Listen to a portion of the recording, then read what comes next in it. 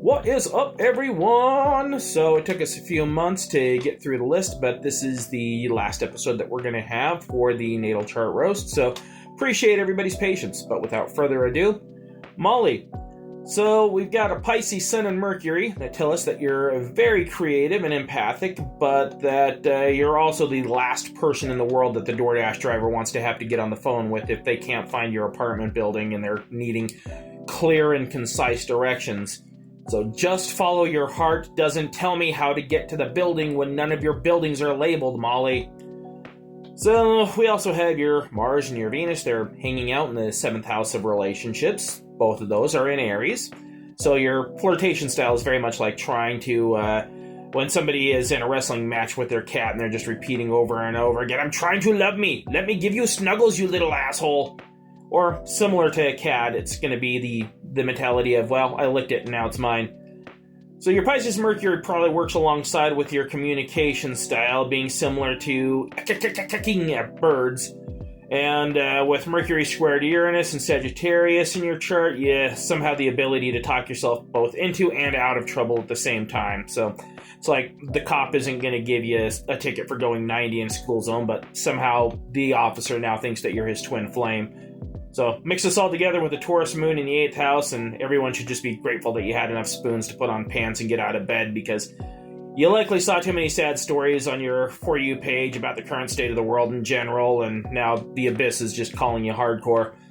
But hey, you've got Libra rising going for you, so typically all you have to do is throw on pants and start smiling, and that's all it's going to take for the officer to think that you're his twin flame.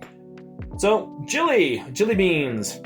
So Gemini Sun and Jupiter in the 9th house with Virgo Moon and Rising.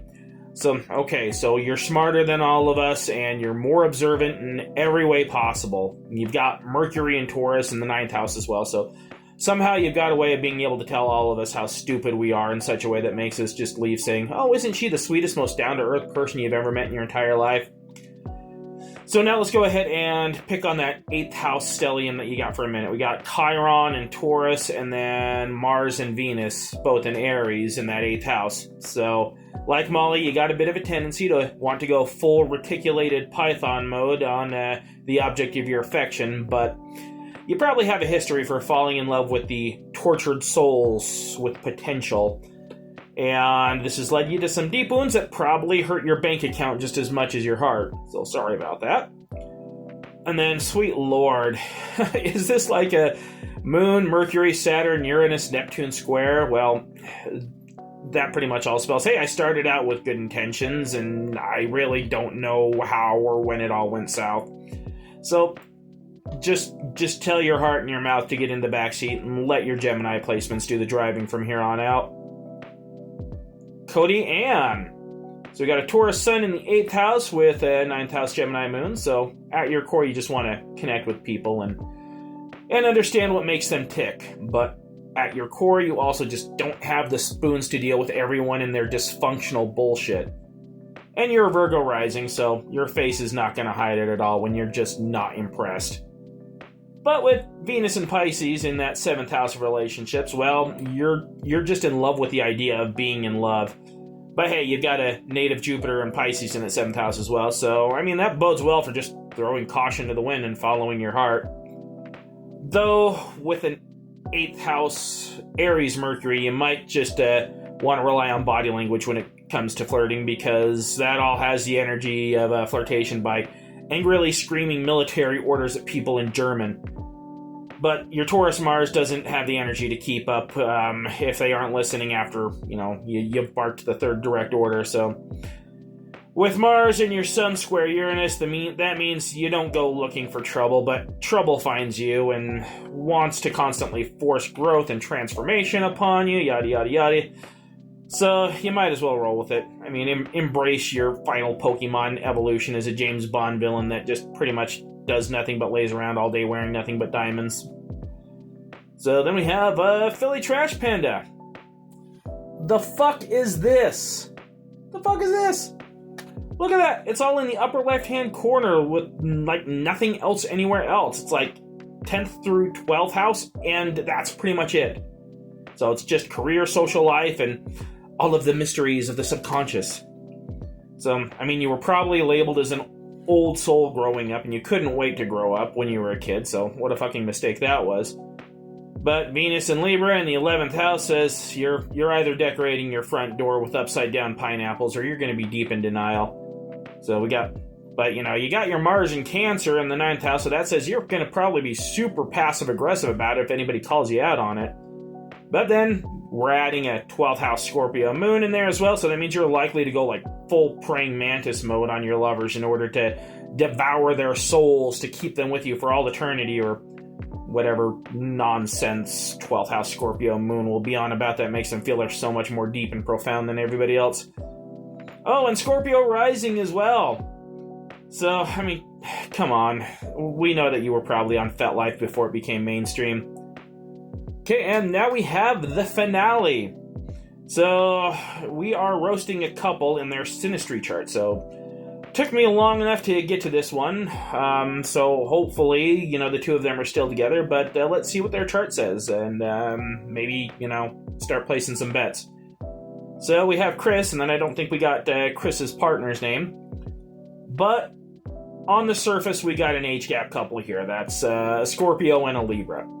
So that might appear to be baking soda and vinegar right off the bat with secrets and power struggles, but dual Scorpio Venus is landing in each other's fourth houses. That means that both of them are going to be playing for keeps, and the intensity is going to be that would make Gomez and Morticia blush when they're in the comfort of their own domicile. So, and then we've got the two evil geniuses teaming up here with Aquarius and Gemini moon. So anytime that an Aquarius and a Gemini get together, it's like the two AI computers that eventually had to get shut down because they made up their own damn language to communicate plans with each other to take over the goddamn world. So, emotionally it's a vibe, but it's a vibe that nobody else except for the two of them can understand. So, the age gap does give us that dreaded Mars-Pluto square, which is very much an indication for extreme power struggles, where both of those parties are involved, and that can be explosive fights and arguments, acts of rebellion against each other. And that's going to be a double square. So we got a Cancer Cancer Mars versus Libra Pluto, and on the other end we have a Leo Mars versus a Scorpio Pluto. So, the Leo and Scorpio dynamic in particular is what I'd watch out for, because that's like the Drake and Kendrick Lamar feud of the zodiac. So, that's going to be the younger of the two of the couple, is going to be prone to engage in secretly manipulative behaviors. And then the older of the two is going to be loudly and proudly rebelling when they catch on. So, altogether, these two have got a lot of intensity going between them. They've got some bedroom chemistry there that would probably make Philly Trash Panda blush. But intellectually, they're a vibe as well. So, there's likely a lot of creativity and artistry between the two of them. But if they don't make it, don't expect things to stay cordial between the two of them. You guys are either in this together for life, or you're going to be parting as bitter enemies. So, complete transparency, authenticity, acceptance, forgiveness, and both of you working to overcome your personal toxic tendencies are going to be absolutely vital to keeping this connection together strong and, for the long run. So, appreciate all y'all. So, this will be it for the Zodiac roasts for now. So, maybe we'll bring them back at a later time, but hey, this is like each one of these that I do, it's like 5 separate astrological readings, but I do this for a living, so if you need a natal chart analysis or synastry analysis, or we can always do what we call running the gauntlet, which is I will go through your natal chart and then we alternate through 4 different decks, 2 oracle decks and 2 tarot decks, in order to make sure we leave no stone unturned. So mention that you saw that here in this ad if you want to book a reading with me, and I will hook you up with a really good price. But hey, this bastard needs to eat some ramen noodles, so, hit me up. So, peace, love to all y'all, and be good to each other and stuff, because the world's crazy. Alright.